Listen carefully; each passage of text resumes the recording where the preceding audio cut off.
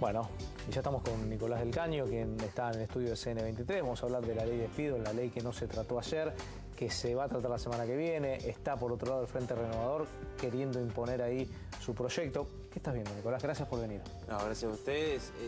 Mira, al principio creo que lo que se vio en el día de ayer es una vergüenza, ¿no? El tema de que la primera discusión o la primera sesión que se iba a realizar para votar o al menos discutir, poner en debate una ley favorable a los trabajadores, ni siquiera consigue el quórum para poder debatir esta ley tan importante, tan esperada por muchos trabajadores y trabajadoras. Realmente hay mucha expectativa. Nosotros del Frente de Izquierda fuimos los primeros en presentar un proyecto de ley este año de prohibición de despidos. Queremos, obviamente, que se apruebe nuestro proyecto, pero bueno, en caso de que no se acepte las modificaciones que hacen a nuestro proyecto por parte de los bloques mayoritarios, nosotros estamos dispuestos a apoyar una ley que proteja a los trabajadores, por supuesto, ¿no? Y me parece que lo de Sergio Massa, hasta ahora le habían permitido, tanto los bloques del bloque justicialista como el Frente Renovador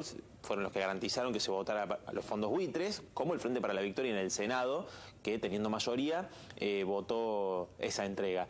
Igual hay un dato que es, a ver, al gobierno nacional no le gusta ni la de Massa ni la del Frente para la Victoria, ninguna de las dos leyes. Hay una realidad que no solo al gobierno, sino a los empresarios, que cada vez es como más indistinto una cosa que... porque es un gobierno de empresarios directamente, gran parte del gabinete.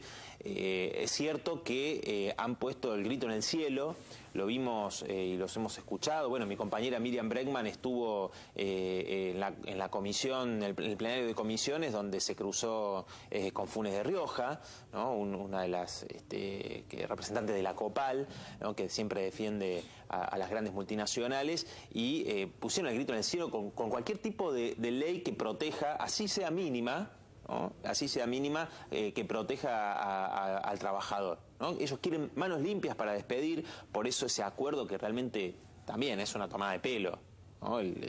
No sé qué te pareció, pero realmente el firmar un papel... Debo decirte que lo venimos sosteniendo y hemos tenido discusiones entre los propios compañeros. Para mí la ley, cualquiera de las dos leyes, la de Massa, la del Frente de la Victoria, por sí sola no alcanza. Es decir, vos necesitas generar un contexto para que el empresario, pyme principalmente, que es el que genera el 70% del empleo, pueda contener, porque, a ver, el empresario pyme es, y conozco un montón, son los que no quieren rajar trabajadores, porque hay un contexto hasta emocional, te diría, en el contacto del día a día. Pero si el laburo le baja, si el tipo está presionado impositivamente, muchas veces no le queda otra también. Entonces, si no le dan herramientas para que el tipo pueda sostener... yo creo que siempre, y lo vamos a decir así, hablando mal y pronto, siempre los empresarios empiezan a llorar cuando hay crisis para pedir más subsidios y más beneficios del Estado, mientras a los trabajadores ni siquiera se otorga una ley que después... No te digo subsidios, te estoy diciendo la presión tributaria que hoy tiene un empresario. No, está bien. Es tremenda, tiene más presión tributaria que una gran empresa. Bueno, pero por eso, yo creo que estamos equivocando, el foco. Acá hay un problema de que el gobierno ha tomado todo tipo de medidas para favorecer, por supuesto, a los grandes empresarios, ¿no? En primer lugar, y... Perdón, que en el fondo fue a los que convocó, porque no convocó. Convocó a los grandes empresarios que, por eso te decía, un bochorno que...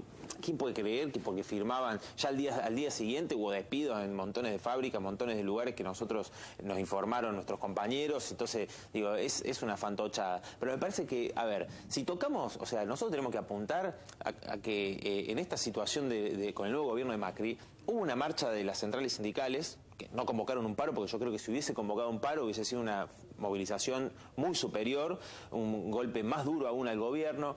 Ayer hubo una movilización de toda la comunidad educativa, luchando por la educación pública, por el presupuesto, por el salario docente, el boleto educativo para los estudiantes. Es decir, cada vez la movilización en Comodoro Rivadavia, 50.000 trabajadores. Es decir, se empieza a desarrollar un fuerte movimiento de distintos sectores de trabajadores y el pueblo y la juventud contra el gobierno de Macri. Nosotros planteamos coordinar todo ese movimiento para pararle la mano al gobierno y apuntar a que paguen los que más tienen, justamente. Es decir, para generar empleo. Sí.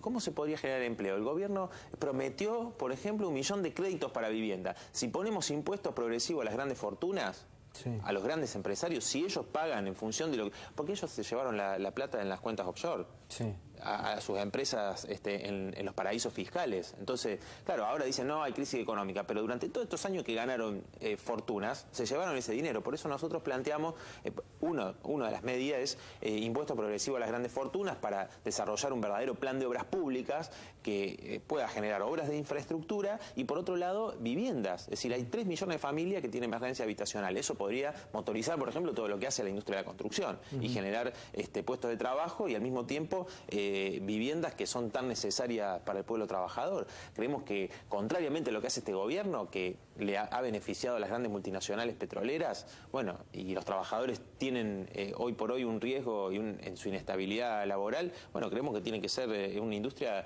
que esté bajo el control del Estado en su conjunto y que ese dinero vaya para generar empleo, para la educación, para la salud, ¿no? Entonces ahora Decime, hablábamos recién con mi compañero del tema de este acuerdo que se hizo con la empresa McDonald's o con Arcos Dorados, para el cual se prevé empleo para 5.000 jóvenes de diferentes sexos, y que tiene que ver con el primer empleo, 18 a 23 años, donde el Estado va a pagar 4.500 pesos por un laburo de 5 horas diarias, durante 6 días, o 30 horas semanales, y va a subsidiar de los 4.500 1.000 pesos. Mira, yo conozco personalmente lo que significa el plan se llama Plan Primer Paso en Córdoba, existe hace muchos años. Yo empecé... ¿Pero es esto, digo? ¿Es esto? Sí, es lo mismo. Por ejemplo, yo trabajé en mi primer empleo, digamos, sí. Trabajé en Córdoba con esto y es una vergüenza. La empresa Volkswagen, por ejemplo, recibe lo mismo. Decía, bueno, yo voy a tomar tantos trabajadores, ¿no? Y el Estado pagaba un 25% del salario. Es decir, lo mismo que en el caso de McDonald's. Es decir, esto está copiado de ahí. Exactamente, el modelo que aplicó de la Sota en Córdoba, que lo sigue aplicando, que beneficia a las grandes multinacionales, a las grandes empresas, a pequeños empresarios también, pero que busca bajar el costo de la mano de obra. Por eso Macri está diciendo, y los empresarios dicen, no queremos ningún tipo de ley que prohíba despido, aunque sea por un día, por media hora, no queremos saber nada, porque ellos lo que quieren es manos libres para despedir a todo aquel trabajador que no quiera aceptar un salario como el que se está planteando ahora y una flexibilización aún mayor a la que ya existe en la Argentina, porque esa es la realidad. Digo, cuando se habla de herencia no se dice la verdadera herencia que soportan los trabajadores, el 35% de compañeros que están en situación no registrada o en negro, realmente más de la mitad de los trabajadores que gana muy por debajo de lo que es la canasta familiar. Entonces, bueno, es que justamente hablamos, si le quiere pagar 4.500 pesos, ni siquiera es un sueldo mínimo vital y móvil. No, 4.500 pesos, realmente, ¿qué podés hacer hoy con 4.500 pesos? Muy poco, muy poco. Bueno, eso es... menos que una jubilación. Menos que la jubilación mínima, que ya el otro día un jubilado se me acercaba, ¿qué va a pasar con nosotros? Me decía, porque 5.000 pesos no puedo comprar ni los remedios, no puedo hacer nada con 5.000 pesos. No nos han ni siquiera eximido de pagar los aumentos. ¿No? Entonces, y se habla de la tarifa social, digo, pero me parece que lo fundamental es que los trabajadores hay que desafiar lo que dijo Prat Guy, que es lo que están aplicando ahora. Él dijo, no hay que cambiar empleo por salario. ¿Qué quiso decir? Muchachos, no peleen por salario a los trabajadores, confórmense con lo que hay. Porque si no, van a perder el empleo. Es decir, ese es el chantaje hacia el trabajador, que lo vimos con lo que pasó con los trabajadores de Cresta Roja. 30% rebaja salarial y pérdida de conquista, antigüedad. Eso es lo que busca, y esto de McDonald's, digo, más explotador, flexibilizador que McDonald's, y beneficiar el Estado subsidio. Entonces, o sea, mientras aplica tarifazos brutales sobre el pueblo trabajador, a las multinacionales les regala mano de obra barata, ¿no? Y subsidios para... O sea, el ejemplo es ese, el ejemplo es flexibilizar a la juventud. Entonces, nosotros garantizamos que la juventud tenga su primer empleo.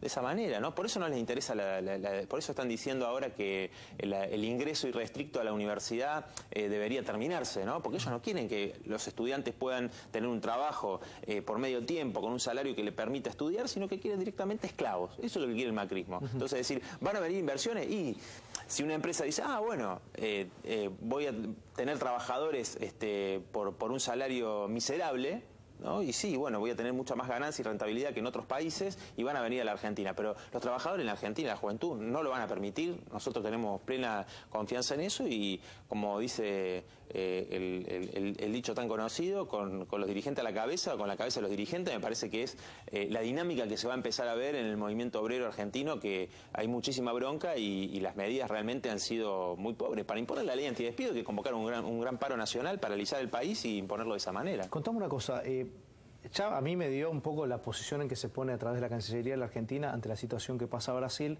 pero dejando de lado esto, y ya que estamos hablando de trabajo y de producción, a mí me da la sensación que, de acuerdo a lo que prevé el nuevo gobierno, es más, el nuevo ministro de Economía dijo que van a hacer ajustes, algunos ya estiman que va a haber una devaluación de la moneda brasileña, con lo cual eso directamente ya sabemos cómo termina y cómo impacta para la Argentina. ¿Qué crees que va a hacer el gobierno ante eso? Mirá, el gobierno... Porque hasta ahora el dólar está ahí, ¿no? Digamos, se mantiene entre 14.50, está por ahí, digo, pero hay empresarios que yo también sé que están presionando para que suba la cotización del dólar.